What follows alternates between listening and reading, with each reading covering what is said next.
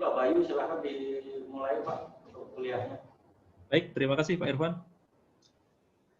Oke, selamat pagi para taruna yang saya banggakan semuanya. Selamat pagi. Selamat pagi, Komandan. Selamat pagi, Komandan. Selamat pagi, Komandan. Siap, salam sehat semuanya. Mudah-mudahan meskipun kita bertemu secara virtual, tetapi tetap semangat ya. Dan saya rasa pembelajaran hari ini adalah pembelajaran yang justru sesuai dengan generasi kalian. Karena kalian itu kan generasi Z ya. Semuanya saya pikir ini lahir di tahun 2000-an semua ya. Ya, berarti kalian adalah generasi Z, ya, generasi yang lahir ketika internet itu sudah mendahului kalian. Ya, internet lahir lebih dulu dari kalian. Jadi kalau dalam ilmu sosial itu kalian disebut generasi natif digital. Ya. Orang-orang yang lahir ketika masa digital ini sudah ada. Jadi barangkali mungkin orang tua kalian dulu saat kalian lahir sudah merekam di YouTube ya. Kalau saya sama Pak Irfan ini masih generasi analog ya, belum generasi digital ya. Jadi kami ini disebut generasi migran digital. Karena kami bermigrasi dari era analog ya menuju era digital. Tapi kalau kalian semua ini sudah generasi native, ya, native digital asli yang dilahirkan di era digital, sehingga seharusnya pembelajaran seperti ini tidak menjadikan masalah bagi kalian dan tetap bersemangat, dan saya harap tidak ada yang tidur seperti biasanya ya. Ya, makanya video dinyalakan semua, saya nggak mau ada yang tertidur karena seharusnya ketika kalian di rumah ada kelebihan-kelebihan waktu yang bisa kalian pakai untuk istirahat sehingga harusnya lebih semangat ya. Kalau sudah di rumah masih tidur ini kacau ini. Karena kalian itu sebenarnya kan bibit unggul ya. Saya rasa kalian itu lulusan terbaik dari SMA-nya masing-masing. Siap. Ya, masuk ke menjadi taruna akademi kepolisian itu bukan hal yang mudah. Bahkan mungkin jauh lebih susah daripada masuk ke UGM ya. Sehingga kalau kalian masih tidur ini kebangetan ini.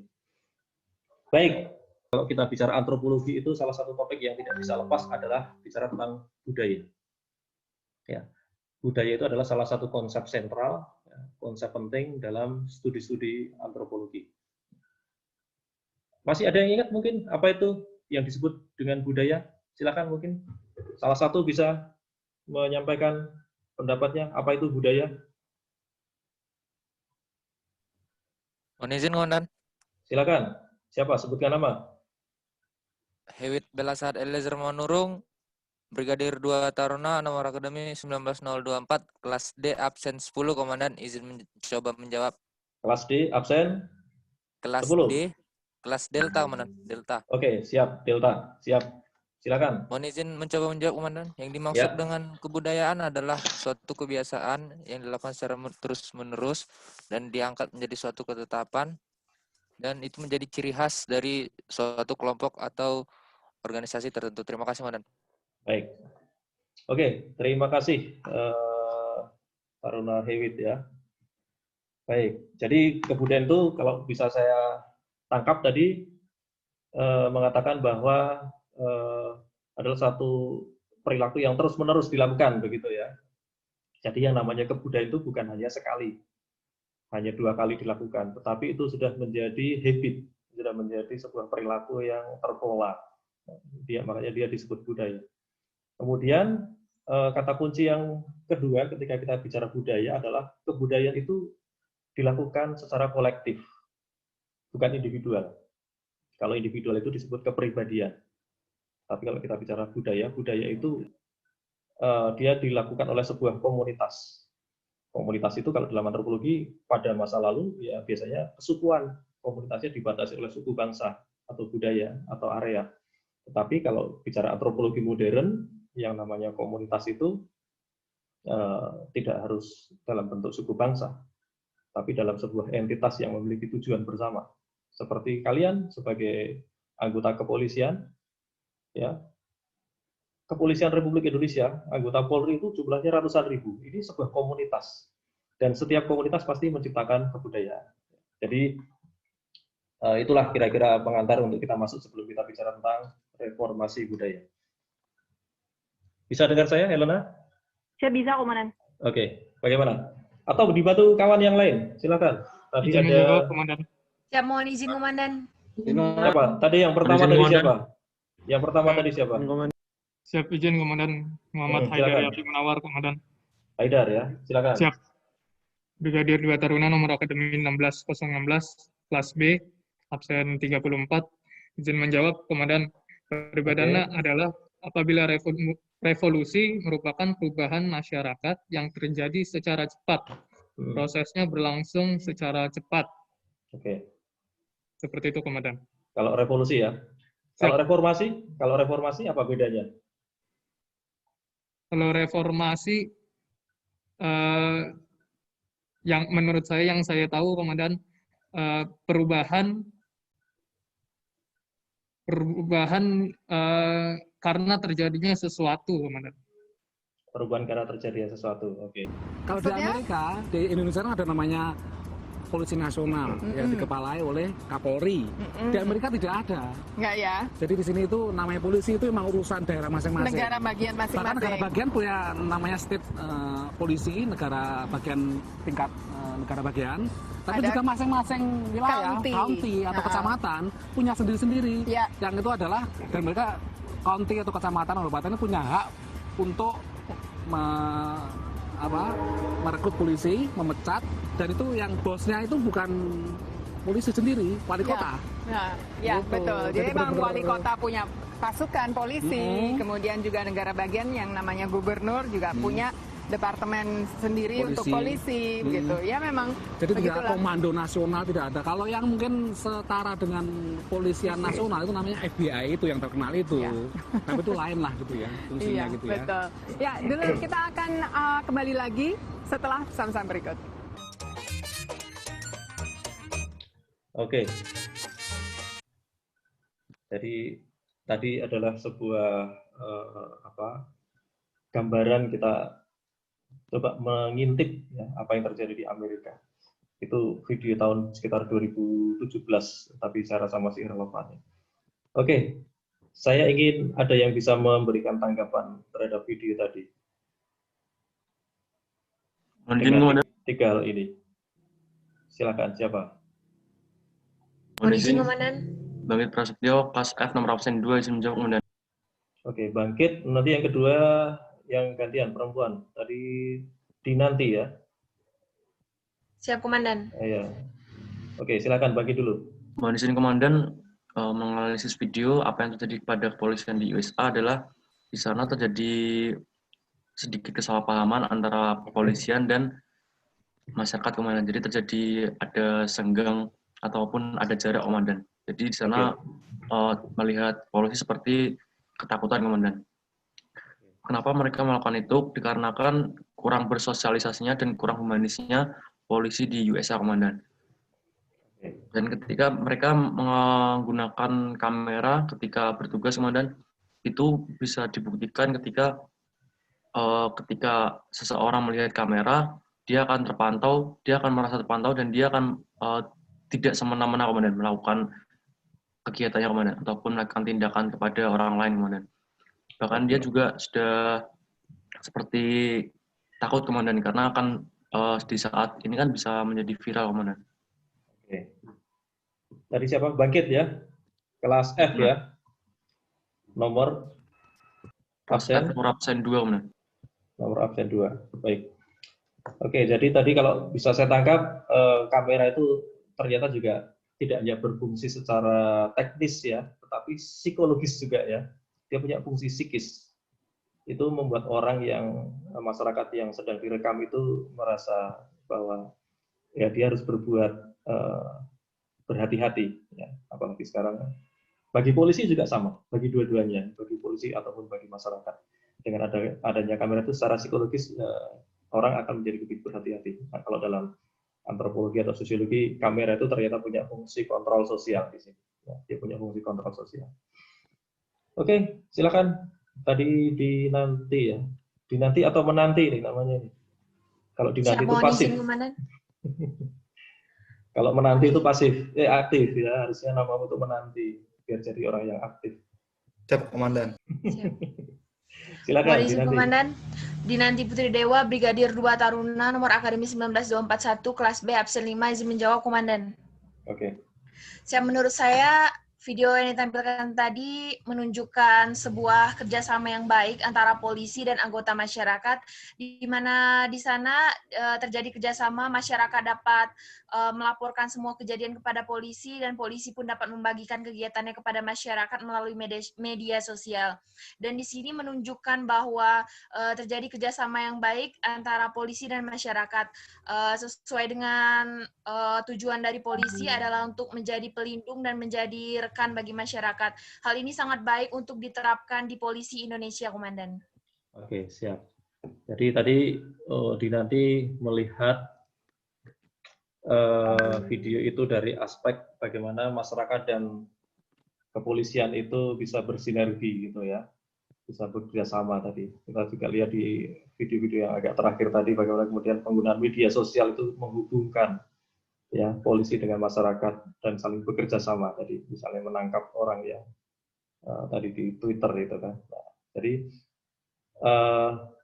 itulah yang terjadi di Amerika, dan mungkin juga kalian dalam mungkin beberapa bulan terakhir ini ya, belum lama ya, di tahun ini juga sempat mendengar Amerika mengalami kerusuhan besar. Tahu nggak kalian? Mengikuti informasi ya. Ada kerusuhan yang sangat besar di Amerika yang sangat tidak terduga, unpredictable. Negara demokrasi nomor 1 di dunia, ya, negara yang disebut sebagai negara polisi dunia, ternyata ada satu kerusuhan yang maha besar, dan sebabnya tahu nggak? Siap, tahu, Komandan. Iya, ada satu penangkapan itu ya, seorang kulit hitam yang dilakukan oleh polisi. Bagaimana? Ternyata sangat sensitif ya, berhubungan dengan masyarakat, dengan publik, apalagi ketika terkait dengan masalah rasial. Nah, ini kaitannya dengan antropologi juga. Indonesia itu konteks masyarakatnya hampir mirip seperti Amerika, plural, ya, sangat multikultur. Dan kalian sangat mungkin akan bertemu dengan masyarakat, dengan publik yang berbeda kultur dengan kalian. Ya, seperti tadi yang terjadi di Amerika tadi, ya, terjadi kerusuhan, ya, gara-gara mungkin kalau yang ditangkap itu kulit putih, sesama kulit putih, mungkin tidak akan sehebat ini. Tetapi karena ada faktor rasial, ini yang kemudian memperhebat kasus ini.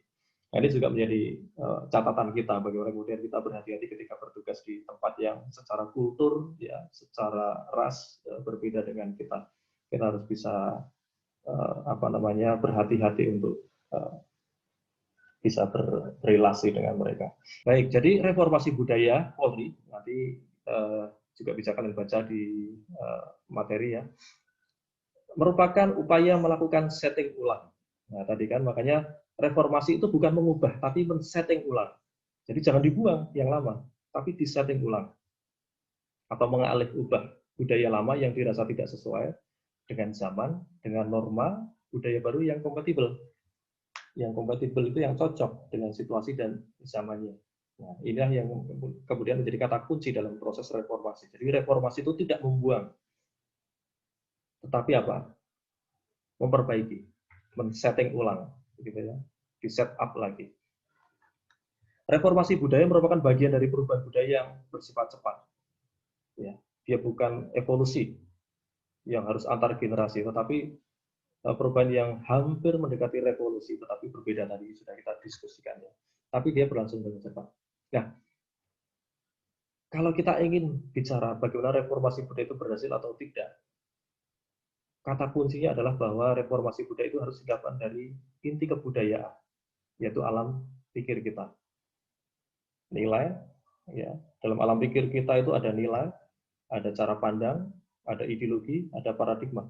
Cara paling mudah saja, kita bicara tentang nilai. Mungkin nanti di sosiologi juga akan bicara. Nilai ini beda ya, kalau dalam bahasa Inggris nilai itu bisa diterjemahkan score, ada juga nilai yang diterjemahkan sebagai value. Kira-kira kalau kita bicara nilai dalam budaya ini, apakah nilai itu lebih ke skor atau value menurut kalian? Value. Value. Value. Betul, betul. Oke. Oke, ya. Cukup. Jadi nilai itu adalah value, bukan skor ya. Apa itu value? Value itu adalah sebuah semacam indikator kita atau alat ukur kita untuk melihat mana yang menurut pandangan kita itu berharga bagi kita atau tidak berharga bagi kita. Nilai. Nilai kita memandang dunia misalnya. Nilai kita memandang kesuksesan. Ada yang bicara, wah sukses itu harus mobilnya banyak, harus punya rumah banyak, ya harus hidup mewah. Ya. Yang perempuan itu tasnya harus Hermes misalnya gitu ya. Kenapa orang bisa begitu, sementara orang lain tidak? Bahwa orang yang sukses itu adalah, mungkin ada orang lain yang punya pikiran, orang yang sukses adalah orang yang bermanfaat bagi orang lain, yang bisa mensedekahkan sebagian dari rezekinya kepada orang yang membutuhkan. Kenapa bisa dua orang itu memiliki pandangan yang berbeda tentang nilai kesuksesan? Itulah faktor budaya ya dalam alam berpikir kita, dan itu sifatnya tidak bisa dikomando ya. Jadi harus ada keinginan pribadi kita untuk bagaimana kita memilih nilai mana yang harus kita jadikan pedoman hidup kita. Jadi inilah yang menjadi kata kunci ketika kita bicara reformasi budaya kepolisian. Reformasi budaya itu letaknya di sini, di dalam kepala kita, ya. Bukan di dalam undang-undang, bukan di peraturan, ya, bukan di permasalahan instrumental, ya. Tapi ada di dalam alam berpikir kita, ya, yang tidak terlihat. Kita coba lihat bagaimana kemudian ada beberapa perilaku, ya, ini disebut perilaku, ya, mungkin oknum, tetapi oknumnya juga cukup banyak begitu ya pada masa lalu ya. Tapi pada masa kini juga kita bisa temukan yang fenomena sebelah kanan. Dulu sebelum 98 fenomena sebelah kiri itu mungkin masih banyak kita temukan. Bagaimana kemudian banyak polisi ketika di masyarakat itu merasa dia warga kelas 1. Dia merasa lebih tinggi dari masyarakat sipil. Karena dia punya kewenangan. Dia bisa atas nama undang-undang bisa menangkap orang, sementara masyarakat sipil tidak. Ya, sehingga kemudian hal itu membuat dia merasa ada di kasta yang lebih tinggi. Akan tetapi, ya sekarang kita coba bisa saksikan ya, ada banyak peristiwa juga polisi-polisi yang jauh lebih humanis. Ya. Ini adalah buah dari reformasi budaya. Saya rasa gambar ini seorang bintara ini yang menggendong seorang anak saat banjir ini bukan hal yang dikomando oleh komandannya, tapi itulah sesuatu yang muncul dari pribadinya. Nah, itulah yang disebut dengan kekuatan budaya. Jadi budaya itu mendriving diri kita untuk berbuat sesuatu. Ya, ini juga ya bagaimana kemudian pada masa lalu militeristik itu masih menjadi pedoman, masih menjadi pilihan ya dalam tindakan pelaksanaan tugas, tapi pada masa kini kita jauh lebih banyak menyaksikan bagaimana ada ide-ide kreatif untuk polisi menampilkan diri di depan publik masyarakat. Ya. Citra diri itu menjadi penting pada masa kini. Kalau pada masa lalu mungkin nggak begitu ya. Zaman Soeharto gitu dulu citra itu nggak penting, tapi pada masa kini citra penting karena kita hidup sekarang di era media. Kita nggak bisa menolak bahwa sekarang era media apapun ya, sehingga kemudian citra diri atau apa yang disebut dengan membangun persepsi publik itu menjadi penting sekarang.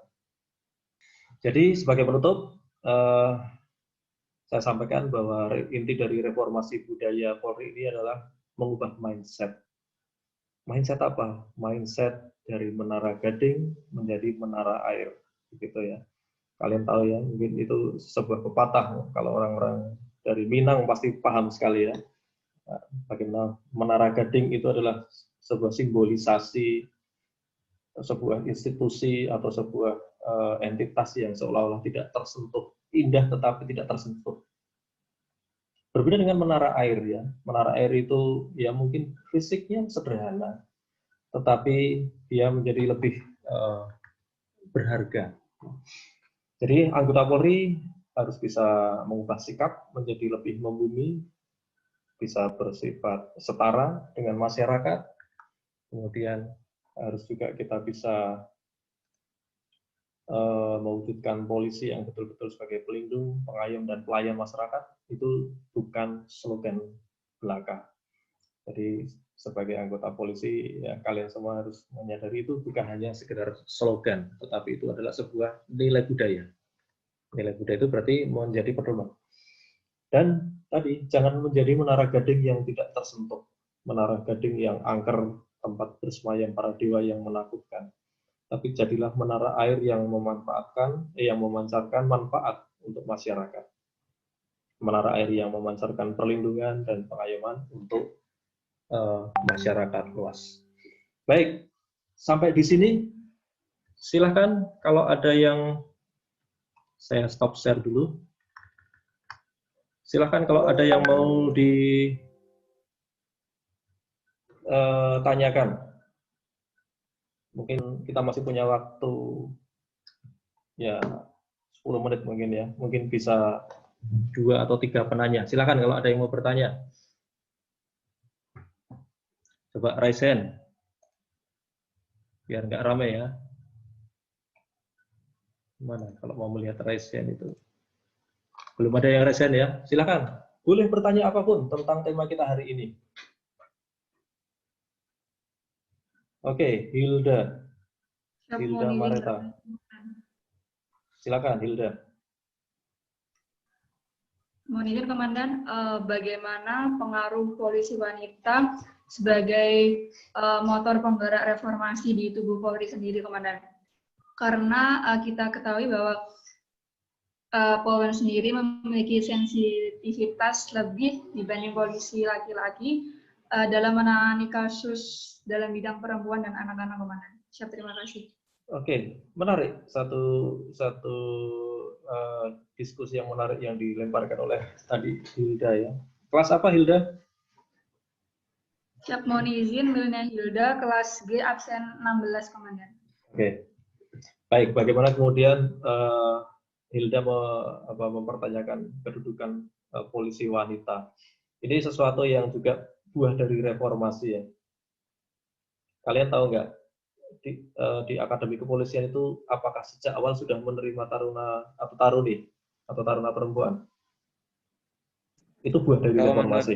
Belum. Ya, belum ya. Oke. Itu buah dari reformasi. Ya. Jadi kalian harus berterima kasih kepada proses reformasi ini dengan segala plus minusnya ya di Indonesia. Buah dari reformasi adalah kemudian ada pengakuan terhadap kesetaraan gender termasuk di Akademi Kepolisian. Dulu zamannya Pak Irfan itu barangkali belum ada taruni ya Pak Irfan ya, zamannya Pak Irfan. Ya, belum Bapak. Nah, betul kan? Di zamannya Pak Irfan tuh nggak punya teman yang cantik-cantik ini ya. Nah, ini kalian beruntung ini.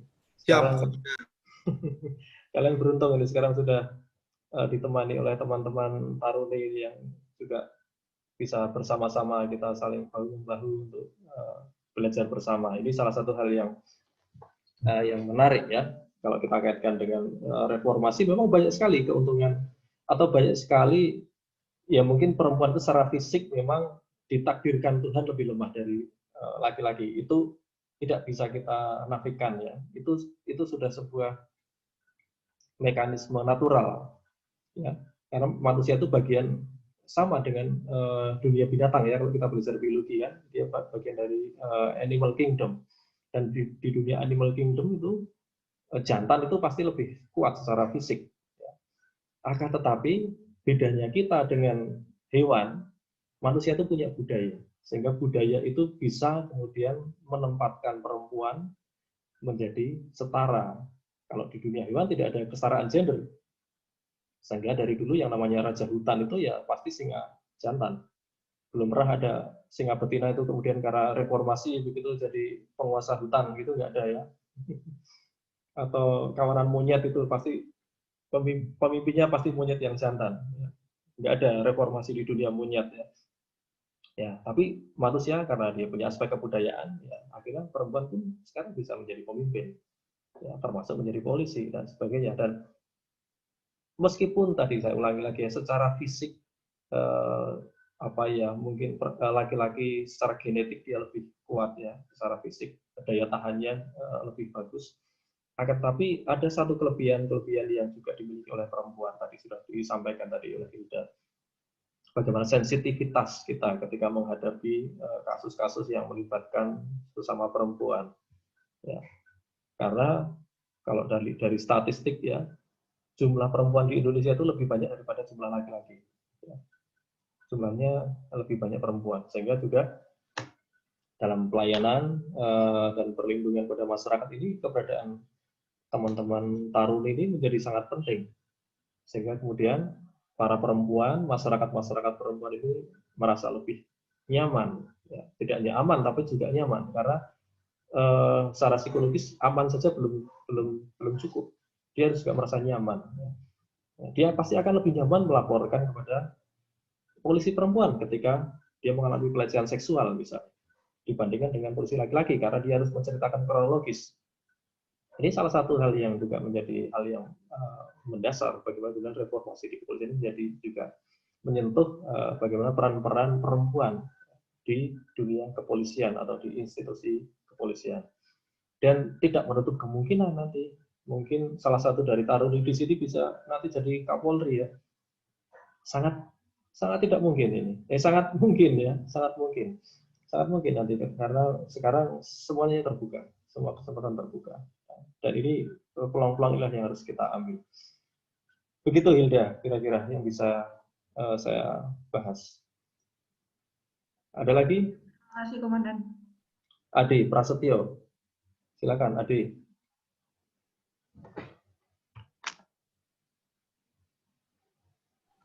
Adi Prasetyo. Mohon izin bertanya, Komandan. Adi Prasetyo Nugroho, Brigdatar nomor Akademi 19127, kelas C, absen 1, izin bertanya, Komandan. Kelas C ya, Charlie ya? Siap. Okay. Kelas C, absen 1, Komandan. Oke, suaramu agak putus-putus nih. Kamu tinggal di desa ya? Siap. Siap, di desa, Komandan. Oh, pantesan suaramu putus-putus nih ya. Tapi harus pasang itu, IndiHome kamu ya. Jangan tethering ya. Nggak bisa, Komandan. Di mana kamu? Di mana? Daerah mana nih? Temanggung, Komandan. Mana? Di mana? Kondisi di Temanggung, Komandan. Oh, Temanggung. Pantesan kau anak gunung ya. Oke, lanjutkan. Siap, Komandan. Izin bertanya, Komandan, penyelesaian di permasalahan Polri yang tapi tidak ditanggapi oleh masyarakat bersifat. Aduh, nggak tertangkap nih. Ya, ini kendala-kendala teknologi ya. Hilang suaranya. Mohon izin, Komandan. Ya. Bagaimana penyelesaian dari permasalahan Polri yang reformasi seperti halnya teknologi akan tetapi tidak ditanggapi oleh masyarakat atau masyarakat masih bersifat kolot, Komandan? Oke, Kak. Coba saya bahasakan lagi ya. Kalau tidak salah pertanyaannya bagaimana reformasi ini dilakukan ketika tanggapan masyarakat itu tidak sesuai yang diharapkan. Mungkin begitu ya? Kurang lebihnya gitu ya? Siap, benar, Komandan. Baik. Ya, jadi benar, Komandan. Oke. Jadi kita sebaiknya kalau kita bicara tentang proses-proses perubahan.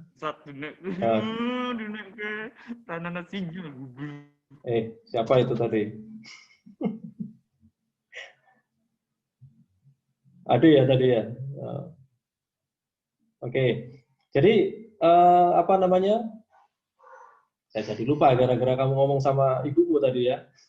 Di UNED nggak ada sinyal gitu ya. Ya itu fakta loh. Ya. Makanya besok kalau ada perkuliahan kamu naik gunung dulu atau naik pohon kelapa dulu itu biar jelas ya. Siap, Komandan. Oke, nggak apa-apa. Tapi sudah bisa saya tangkap ya. Yang penting tapi nggak apa-apa. Yang penting niatnya sudah dihargai ya. Niat mau bertanya itu sudah saya hargai. Baik, jadi kita kalau bicara tentang reformasi kita lebih baik fokus pada diri kita sendiri, ya. Biarkan masyarakat itu yang menilai. Saya rasa itu akan jauh lebih memudahkan kita supaya kita tidak kemudian menjadi kendor semangat begitu ya. Jadi saya rasa apa yang disampaikan tadi juga tidak semua masyarakat akan seperti itu ya. Ya namanya masyarakat, nggak usah masyarakat lah, namanya kita dalam satu komunitas saja, satu kelas saja gitu kan, pasti pendapat tidak akan sama. Tapi paling tidak kita bisa melihat masyarakat secara mayoritas trennya kemana, tren persepsinya. Nah itulah pentingnya riset makanya. Nah kalau tadi kamu bicara masyarakat itu kan belum jelas ya, makanya supaya lebih jelas ya dibuat riset.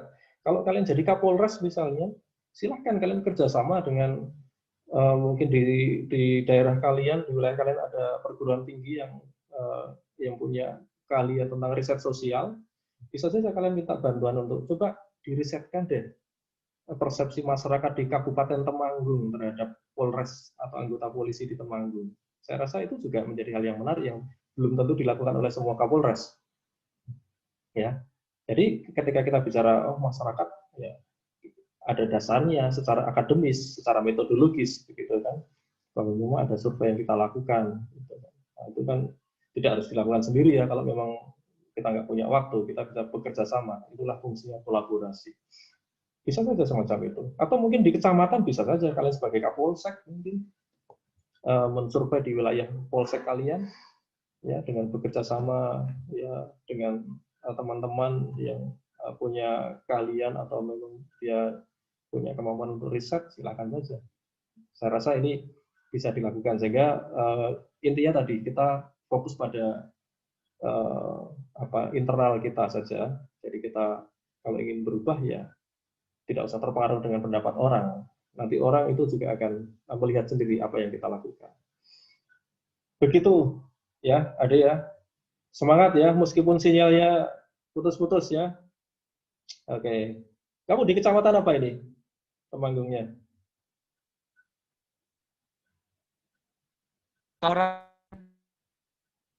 Ya.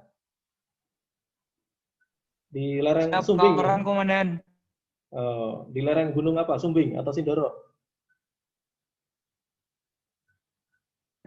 Sumbing, Komandan. Oh ya, oke.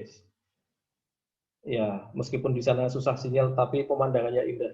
Jadi kalau kalian yang belum pernah ke Temanggung, silakan main ke Temanggung. Itu surganya Jawa Tengah gitu kan. Ya. Alamnya indah, cuacanya dingin di sana, airnya melimpah.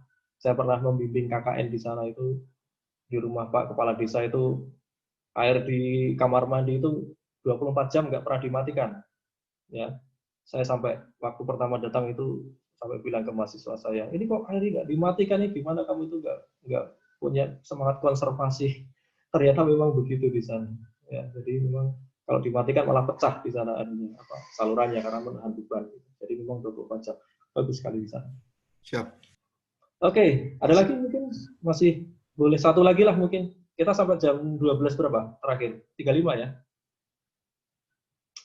Barangkali ada satu lagi. Atau cukup? Oke, kalau cukup, saya akan share satu slide lagi. Ya, slide terakhir. Slide yang terindah. Bentar. Nah, terindah karena ini adalah slide tugas mandiri ya. Baik. Saya punya 2 video tapi nggak usah saya tampilkan karena waktunya juga nanti nggak cukup. Kalian lihat saja sendiri. Intinya ada 2 video. Yang pertama adalah kisah seorang brigadir di Sulawesi Utara ya. Ini ada linknya. Apa nanti? Oh, linknya saya ada saja ya. Saya share di. Nah. Oh belum anu ya. Belum tertampil ya ini ya. Sorry. Belum kemarin. Saya pikir sudah tertampil. Sebentar. Saya copy aja linknya biar nanti saya kirim di menu chat. Kalian bisa save. Chat itu bisa kalian save nanti. Mana tadi?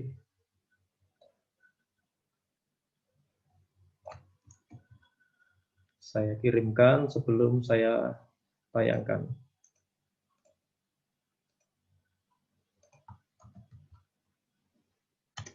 Ini video pertama. Kemudian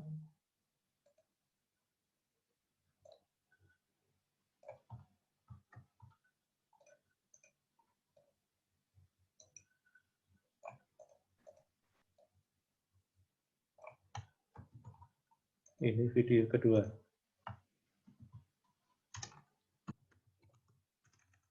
Bisa ya share file ya.